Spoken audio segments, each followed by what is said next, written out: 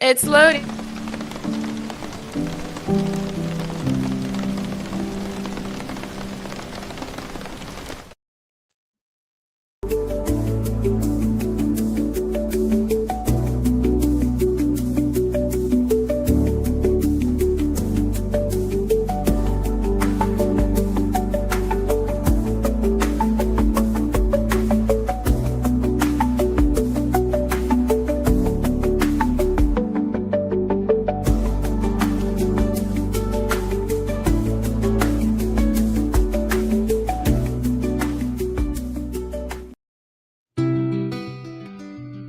Good morning.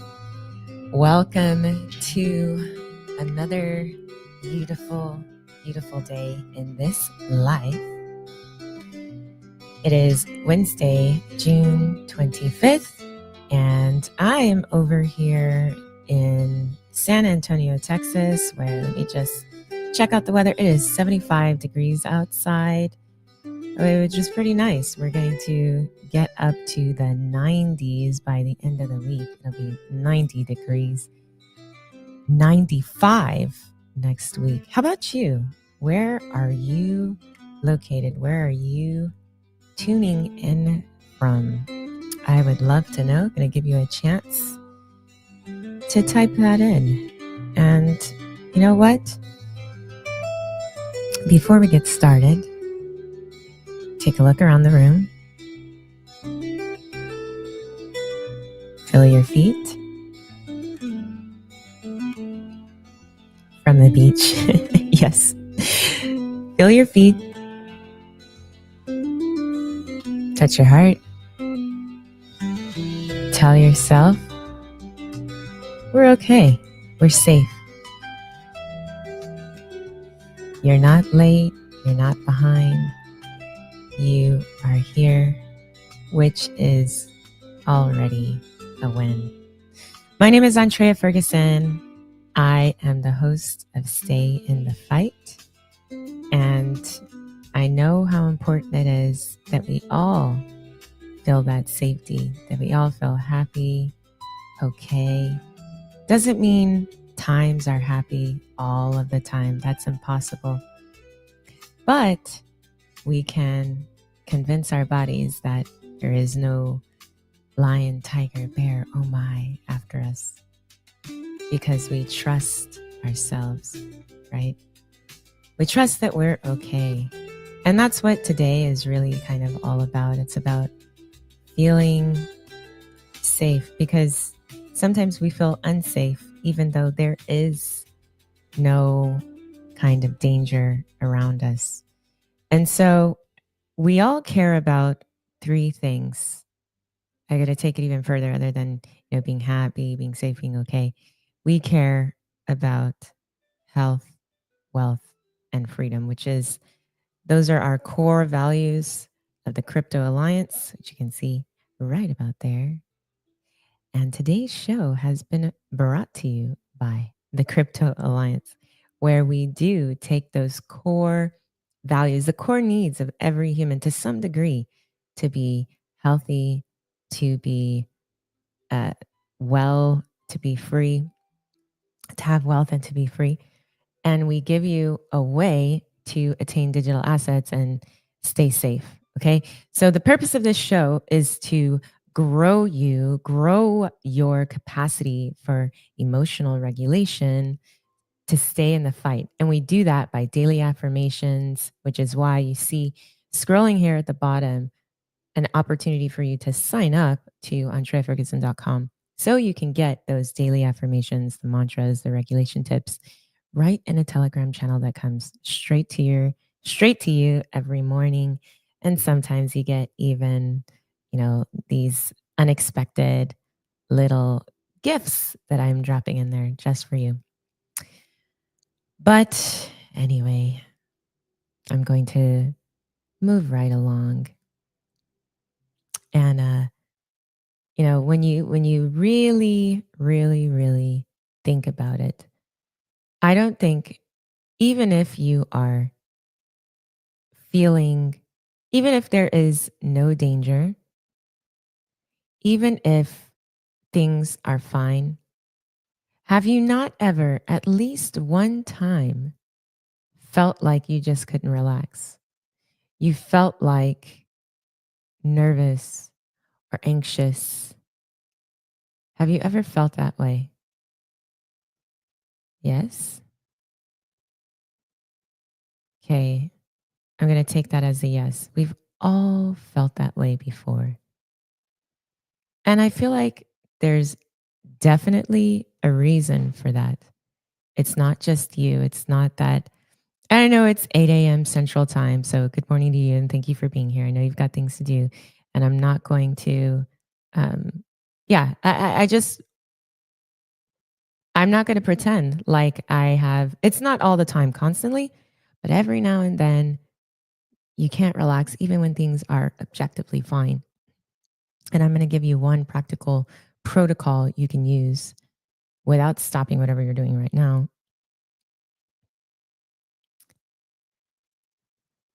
So here's what's happening because you may not know what's happening, why you can't relax despite everything being fine. It's that your nervous system is running an outdated threat assessment protocol. So you can think of it like security software that was installed specifically during a crisis and it never got updated. Okay. So it's not malfunctioning. It's doing exactly what it was programmed to do, but with old information. Does that make sense to you? Give me a like, a thumbs up, comment. Let me know that you understand we are machines. We are programmed. Okay. We are programmed and we get software updates occasionally if we understand that we need to update the code. But your nervous system has three jobs, and that's to detect threats, to detect safety, and to choose appropriate responses. And so most people only think of it as doing the first job, but it's constantly doing all three. So the problem isn't that your system is broken, it's that it doesn't trust the safety signal in your current environment because they don't match the safety protocols it learned in the past. So, this is why we started out with looking around the room. There's one thing we forgot to do, which I really wanted to do. We can do that together, and that's take a breath. Are you ready? Let's do it.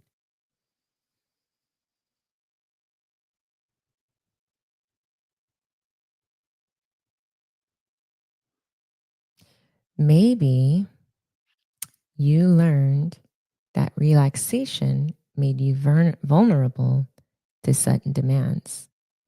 So now, and good morning to you, Dikshit. So now, even when there's no demands coming your way, your system maintains readiness. I can speak from personal experience. So it's not being dramatic, it's being logical based on historical data. So if you're like me, if you are like Shankar, and you have maybe been constantly used to having some kind of demands, whether that be from clients, whether it's from team members, maybe your inbox is constantly going off, your system stays vigilant during calm moments, even because you had learned that peace was temporary and that at a certain point in time, it was going to pick back up. So you're kind of waiting for the other shoe to drop. Again, that's not paranoia, that's pattern recognition. So, interestingly enough, you are training your nervous system. So, your nervous system isn't your enemy. Okay. It's like an intelligence analyst.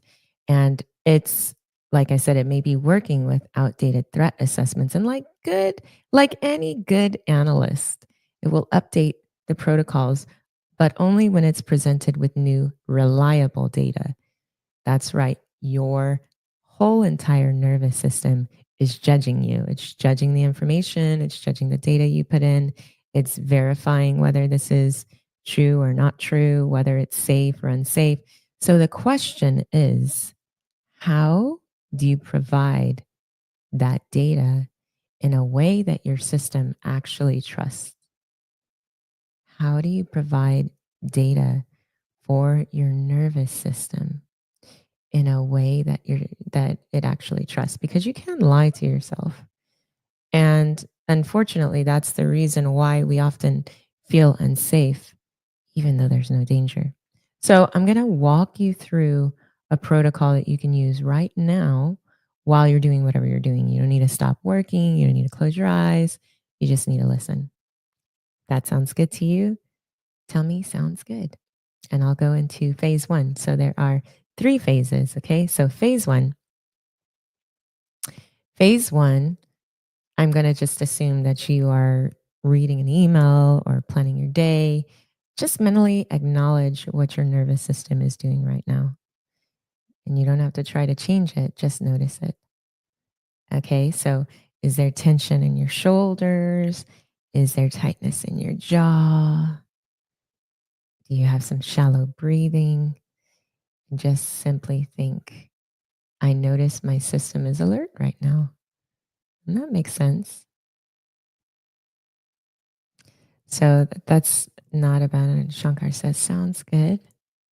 You see me looking all over right now. It's me looking at comments, but just so this is about establishing communication with your nervous system, and you're showing it that you are aware of its work. I think oftentimes we just don't speak to our body, to our nervous system enough consciously.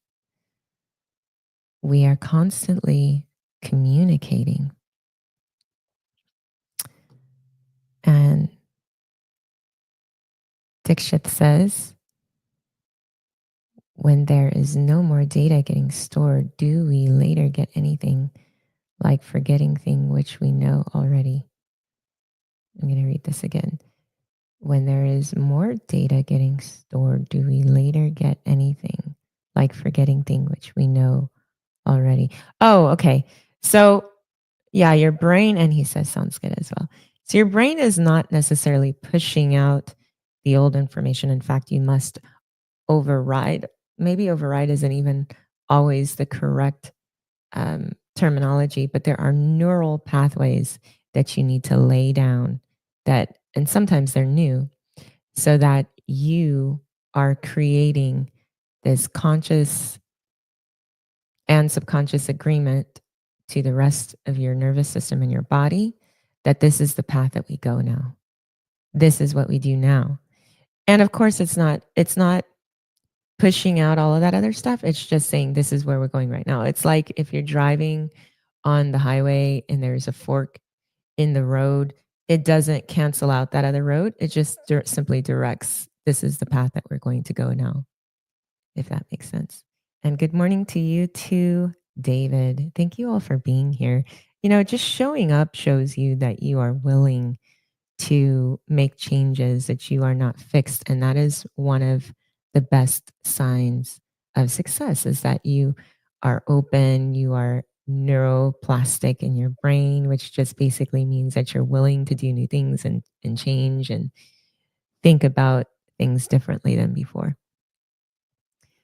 But yeah, so it's all about establishing communication. It's like putting on those bright lights on the highway or any kind of billboard, any kind of sign that's redirecting traffic. We're going to go this direction. And the only way to do that is to first show that you're aware of its work, right? Like those signs that are on the freeway or on the road, they're there because they know the direction that the driver is going to take. I know that they're going to go left onto loop 1604, or they're going to go right onto Jones Maltzberger or whatever. So it's already got this basic idea of the direction that you're headed. Now you need to communicate directly with the driver and say, now pivot, go this way, right? Establish that communication. Does that make sense? Now, that's phase one, conscious acknowledgement. Like, I see you. I see you right now. I see that we have a tight shoulder or jaws, that there's tension, that there's all of this happening to me. I just know. It doesn't mean that you are trying to change it in that moment. It's just acknowledging it. I know you're here. Okay. Now, phase two is an environmental reality check. So you're just going to, without stopping what you're doing right now, just notice three things that are stable in your current environment. It could be, I notice that, there's birds outside my window. I'm noticing the setup, maybe the phone in my hand or the, the coffee or the tea. You're just noticing your environment. You're noticing three stable things that are stable in your current environment. So as I the weight of this cup, the familiarity of your keyboard, the consistent temperature of your space that Shankar, for some ungodly reason, decides 75, 76. If he had his way, 77 would be the ideal temperature in here. But you're not trying to feel grateful or peaceful or ungrateful. You're just feeding your nervous system the current data about your immediate environment. Shankar's laughing because he knows that is so true. So just notice, just observe, just do an environment reality check.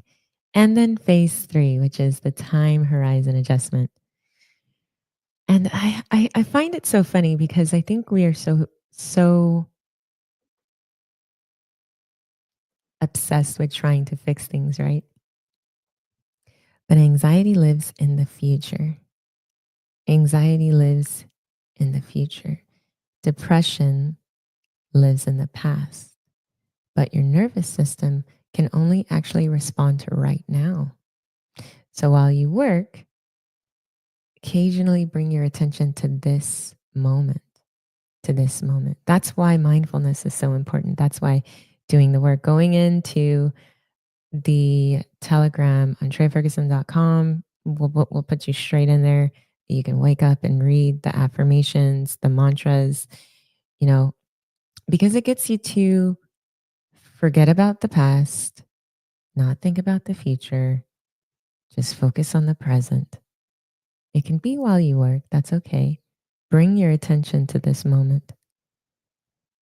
Not even the day, not the hour, just the present moment. Maybe you're breathing, focusing on that. You're sitting somewhere safe. Right now, you are safe. Right now, you're handling whatever you're handling. And you don't need to feel calm about the rest of the day. You just need accurate information right now. So do this cycle. Acknowledgement, reality check, time adjustment. Do that once every 10 minutes or so. It takes about 30 seconds. Bring yourself to the present moment. You don't have to have any special posture. You don't even have to breathe a certain way. You don't even have to focus. You're simply updating your nervous system. You're updating that threat assessment. You're updating the analyst inside of you, inside of your nervous system with data. Okay? Does that make sense? Do you have any questions? It's pretty straightforward.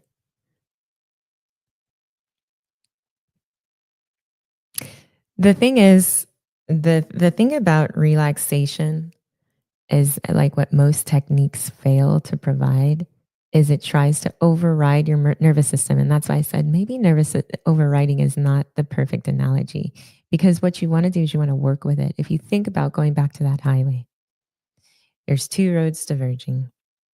Just because we want to take one direction doesn't mean we demolish the other road necessarily. We just need to communicate. You need to work with yourself, work with communicating. So relaxation is treating all of your attention as a problem instead of treating it as information, and outdated information at that.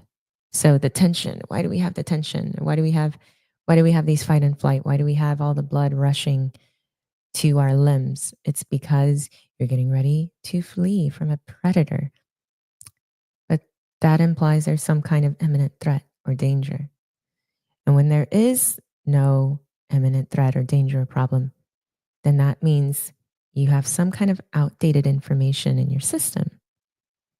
and you just need to update it. Your nervous system is incredibly intelligent, and it will relax when it has evidence that relaxation is appropriate for this current situation, for this current condition, but it needs that evidence to be consistent and trustworthy. And that's why I say just simply bringing attention, drawing to your awareness this present moment does way more than you think it does, because you're not living in the past.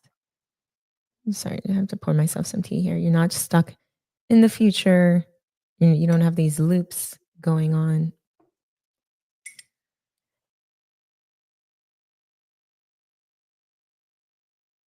You're not forcing yourself to relax. You're just providing data, and you're not dismissing your system's concerns, because sometimes those concerns are valid. You're just updating its information. And every time you acknowledge your system's work without shutting it down, you build trust. Every time you provide accurate environmental data, which is why I wanted you to look around, you improve its threat assessment capabilities. And every time you adjust to the present moment reality, you reduce those false alarms. So think of it this way: you're training your nervous system to distinguish between potential future problems and actual current threats. And both are important categories, but they require different responses. Potential future problems require planning and preparation, which is why I love so much always talking about Alex Honnold, because he prepared for that 3,000-foot vertical climb, 3,000 foot base to summit.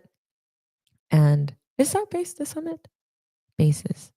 It's a 3,000-foot climb. And he did it with no rope. Okay. But he had to plan and prepare. Okay. That's future potential problems. But you can do it from a calm and clear state. The more you prepare, the more you feel comfortable and safe that you have all that you need. And so, but actual current threats require immediate defensive action.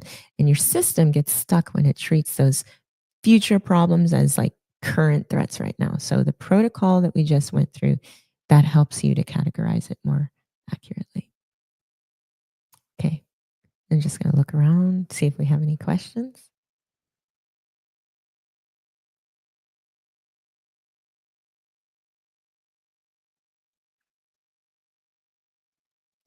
It's pretty straightforward. You just need to let me look around again. It's pretty straightforward. So you're consciously acknowledging your body, how it feels. Do an environmental reality check. What do I have? What are three things around me? I don't even think I need this right now. Okay. It's pushing down on my ears a little bit. That's me acknowledging my environmental reality, right? And then three, time horizon. You don't need to feel calm about the rest of the day. You just need to feel calm right now in this present moment. I know the road ahead can be kind of tough sometimes, but just sit with right now. All right. Dikshit has a comment. He says, for example, oh, wow. Okay. For example, there are great chess players. I'm going to move my screen to over here because my eyes are darting so much. They're great chess players who are geniuses and know all kinds of moves and tactics. And they keep going years later after more preparation. They forgot their favorite moves and look like not feeling well.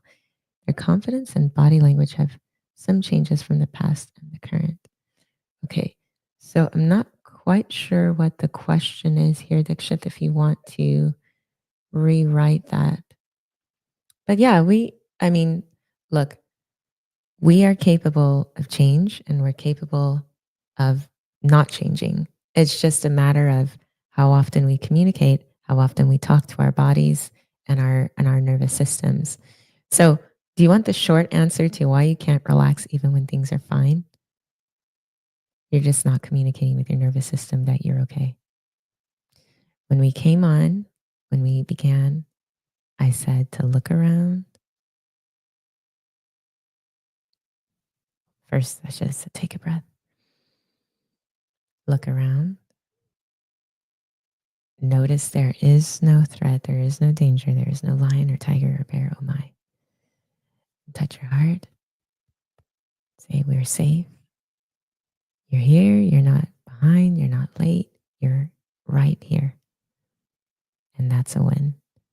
And that was intentional because I want you to update the code. I want you to feel safe. I want you to feel safe, okay, and loved so that we can focus on the health, the wealth, and the freedom that exists that you can obtain when you have emotional regulation. Because if you don't get that, you may get the money and then you won't be able to hold it because you don't have the capacity to.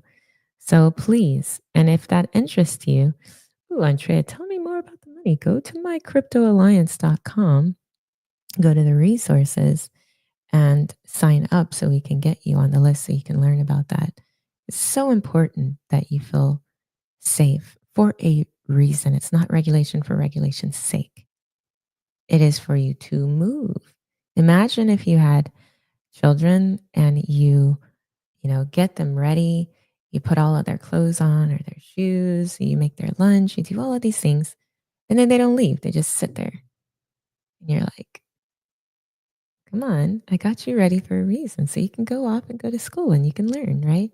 It's the same thing with us. We're not regulating. We're not getting ready and all dressed emotionally, regulating, getting ready for that so that we can just sit in our house and do nothing. You are regulating so that you can get out there in the world and you can find more health, more wealth, and more freedom. All right. Steve says positive energy. Yes, positive energy to you too. Come back tomorrow and also sign up at andreaferguson.com. We'll get you in the Telegram group. So we'll give more positive energy. That's just my first and last name. Look, it has been my pleasure to be here with you this morning. I actually stayed a little bit longer than I had planned. Wednesdays will be a little bit shorter because I just want to give you a quick little tip that you can use to regulate yourself. I want you to have all those tools that you need. But I know sometimes Wednesday is just the middle of the week and we just need, honestly, to keep going.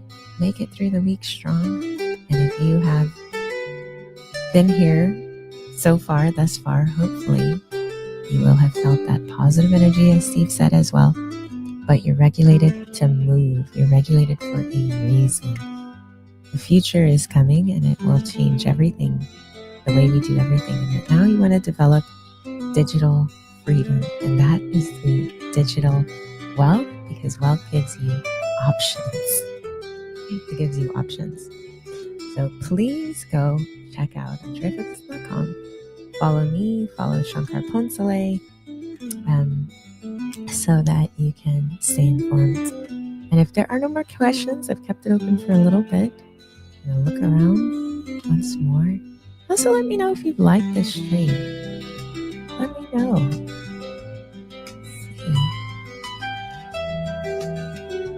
All right. Looks like it is time to go. I will see you tomorrow.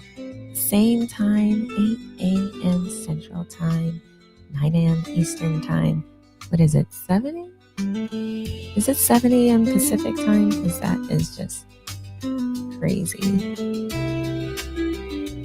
It's 6 a.m. 6 a.m. Pacific Time. Well, you can always watch the replay or you can come in live, and I will appreciate you for being here.